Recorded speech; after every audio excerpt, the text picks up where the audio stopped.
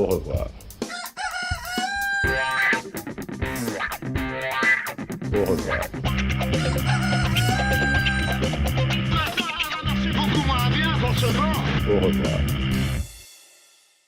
Heureusement, vous l'avez dit, il y a une résilience. C'est vrai qu'il y a une résilience du monde agricole. Elle est due à plusieurs effets. D'abord, historiquement, la résilience, elle vient que l'agriculteur est d'abord une entreprise familiale. Et comme c'est une entreprise familiale, on ne se défait pas d'une famille par hasard. On préfère mourir au pied du champ plutôt que de partir ailleurs. Donc ça, c'est une réalité. Donc la résilience, elle est d'abord des hommes et des femmes qui travaillent dans les vergers et dans les cultures. Ensuite, cette résilience, elle vient aussi du fait que, heureusement, il y a eu des prises en compte grâce aux syndicats qui ont foutu le bazar dans la grande distribution de temps en temps. Alors, je sais que Philippe va me dire « Ah non, c'est pas possible d'argumenter là-dessus ». C'est vrai qu'il y a eu des manifs pour dire « On n'est pas d'accord, on n'est pas content, les prix sont mal payés, c'est dégueulasse, haro la GMS ». Bon. Bref. Ça voulait dire quoi? Ça voulait dire que l'exaspération, parce que le prix n'y était plus et qu'on perdait de l'argent, il fallait l'exprimer d'une manière comme une autre, ça s'est exprimé. Parfois, il y avait des frontières qui étaient bloquées, ça Thomas en parlera peut-être. Bon, bref, une exaspération parce qu'il y avait un vrai problème social. Voilà, ça c'est la réalité. Les agriculteurs, ils ont compris qu'on n'a pas besoin d'eux. Donc, quelque part, ils ont dit, bon, soit je m'en vais, j'arrête, la retraite est là, et mon fiston, il est parti à Paris travailler ailleurs. C'est ce qui s'est passé pour beaucoup d'entre nous. Et du nombre d'agriculteurs que nous étions, aujourd'hui, nous sommes à peu près un tiers des agriculteurs réellement présents. Donc, il y a eu cette évolution sociale, forcément, même s'il y a résilience à un moment donné. Et donc, ceux qui sont restés ont grandi, sans faire exprès d'ailleurs. Leur voisin est parti, donc du coup, ils ont récupéré les vergers et les terres des voisins. Et ça a donné des vergers d'une dimension un peu plus grande. Et donc, ça a permis peut-être de continuer à garder un salaire, si on peut dire, sur cette exploitation-là. Donc ça, c'est la forme résilience dure.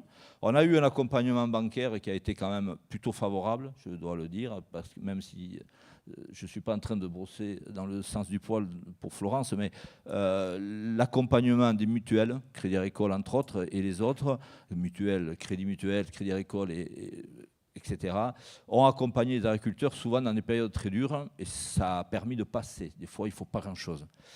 Alors après, à la différence peut-être en Espagne ou en Italie, l'Italie est un modèle très variable suivant les régions où il y a un côté très familial mais aussi de génération. 2-3 générations vivent ensemble et ceux qui s'occupent des vergers, c'est la 3e génération. Donc ceux-là, ils ont une résilience extraordinaire parce que les papis et mamies, ils se font plaisir dans les vergers et ma foi, le prix, c'est une annexe, si j'ose dire. C'est un modèle qui aura quand même ses limites à un moment donné. Oui, qui est en déshérence. Enfin, le verger qui est un peu en déshérence aujourd'hui. En difficulté, hein, globalement. On est les Français un peu intermédiaires entre les Espagnols très entrepreneuriales. Il faut reconnaître la force des Espagnols, c'est d'être très entrepreneurs. Et aussi très solidaires entre eux. Moi, j'étais toujours bluffé de voir que les plus belles coopératives en fruits sont en Espagne. Ce sont des très beaux modèles d'organisation et qui ont su faire de la résistance à des secteurs d'activité comme à Valence ou comme ailleurs, et qui ont montré quand même qu'ils savaient faire aussi. Les Français, on est un peu intermédiaires entre les deux. On est capable de faire de très belles choses. On est un peu plus en difficulté pour créer de la solidarité forte entre professionnels. Alors la solidarité, c'est un mot qui n'est pas vain. Vous savez qu'il y a 2 notions dans la solidarité. Il y a la solidarité de fait, qui est je suis ouvrier agricole ou je suis ouvrier dans une usine à la chaîne, je suis solidaire de mes copains, c'est comme ça que je crée la CGT parce que je veux revendiquer mon salaire meilleur. Donc ça, c'est la vraie solidarité. Les agriculteurs, on est moins dans la solidarité parce qu'on est chacun propriétaire chez soi, si on peut dire d'une certaine manière, et donc on a son autonomie. Mais à un moment donné, dans le milieu agricole, la solidarité, elle existe, c'est vis-à-vis du marché. Et je le revendique à chaque fois. Vis-à-vis du marché, quand je dois discuter avec Carrefour, moi je suis plus à l'aise si on est nombreux derrière moi pour discuter avec Carrefour. Parce qu'eux, ils sont costauds quand même. Alors si je veux être écouté, il faut que je puisse peser dans la discussion. Et donc la solidarité, elle est d'abord liée à une obligation de survie. Survie vis-à-vis du marché.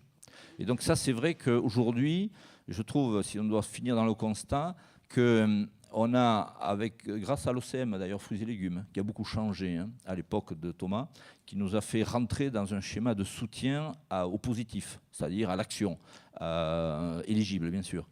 Eh bien, on a vu émerger des groupes performants, des locomotives, moi j'appelle ça. Et les filières fruits et légumes aujourd'hui vont redémarrer dans leur dynamique, à mon sens.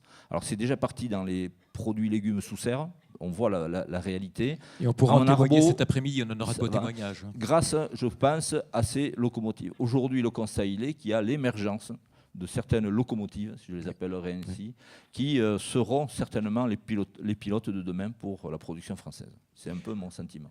Merci François. Au revoir.